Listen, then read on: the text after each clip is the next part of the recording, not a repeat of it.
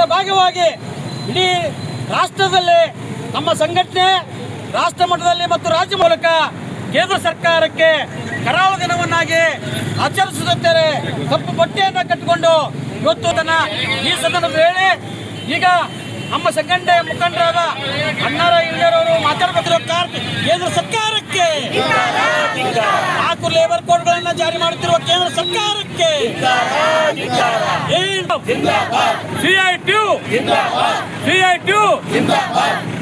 ಕರಾಳ ಕಾರ್ಮಿಕ ಕಾನೂನುಗೊಳಿಸಿ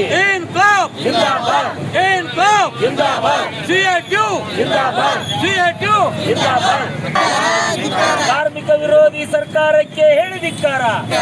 ಕಾರ್ಮಿಕ ವಿರೋಧಿ ಕಾನೂನುಗಳನ್ನ ವಾಪಸ್ ಪಡೆಯಲೇಬೇಕು. ಕಾರ್ಮಿಕ ವಿರೋಧಿ ಕಾನೂನು ಮೋದಿ ಸರ್ಕಾರಕ್ಕೆ ಹೇಳಿದಿಕ್ಕಾರ. ಏನೇ ಬರಲಿ